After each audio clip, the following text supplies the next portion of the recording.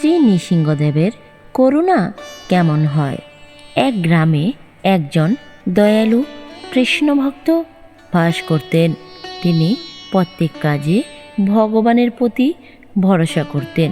তার কাছে কেউ কৃপা চাইলে তিনি ভগবত পন্থায় তার জন্য তিনি হরিনাম জপ করে ভগবানের নিকট কান্নাকাটি করা শুরু করতেন। সেই একনিষ্ঠ ভক্তের এক মহিলা প্রতিবেশী ছিল। সেও ভগবানের সেবায় যুক্ত ছিলেন, শাস্ত্রের বিধান পালন করতেন। যারা ভগবানের বিধান পালন করেন তাদের উপর বিপদ আপদ বেশি আসে। একদিন পুলিশ এসে মহিলার একমাত্র ছেলেকে ধরে নিয়ে যায়। তখন মহিলা উক্ত ধার্মিক ব্যক্তির নিকট উপস্থিত হয়ে কান্নায় জড়িত কণ্ঠে বলল, আমার ছেলেকে পুলিশ ধরে নিয়ে গেছে। আমি আপনাকে অনুরোধ করছি, আপনি থানায় গিয়ে সুপারিশ করুন যাতে আমার ছেলেকে মারধর না করা হয়, রিমান্ডে না নেওয়া হয় বা হত্যা না করা হয়। একথা শুনে ভক্তটি স্নানাদি করে হরিনাম জপ করতে লাগলেন এবং দীর্ঘক্ষণ ধরে জপ করে যেতে থাকলেন, কারণ তিনি জানতেন পুলিশকে সুপারিশ করে কোনো কাজ হবে না, এরা নৈতিকতা হারিয়ে ফেলেছে।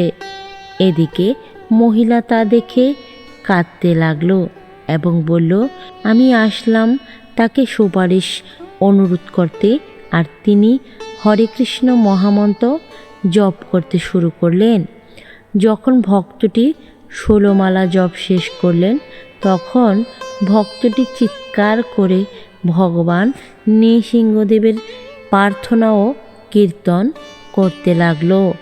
মহিলা বলল, আমি আমার ছেলের ব্যাপারে সুপারিশের জন্য এসেছিলাম, আর আপনি সুপারিশ না করে অযথা হরিনামও চিৎকার করা শুরু করলেন।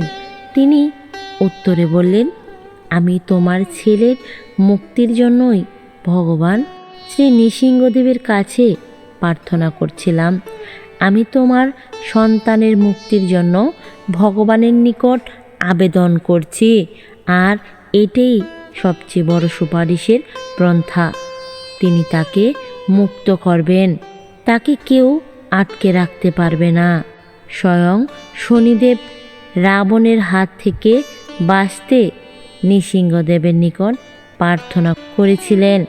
এমন সময় বাড়ি থেকে অন্য এক মাতাজি ওই ছেলের মাকে ডাকতে এসে বলল, হরে কৃষ্ণ মাতাজি, তোমার কল্যাণ হোক, তোমার ছেলেকে পুলিশ ছেড়ে দিয়েছে, সে বাড়িতে ফিরে এসেছে। এই কথা শোনা মাত্রই ওই মহিলা বাড়ি ফিরে আসলো। সেদিন থেকে মহিলা বুঝতে পারল বিপদে মুক্তির জন্য একমাত্র ভগবান শ্রী নৃসিংহদেবের নিকট সাহায্য প্রার্থনা করতে হবে, যেমন আমাদের এই ভক্তটি করেছেন।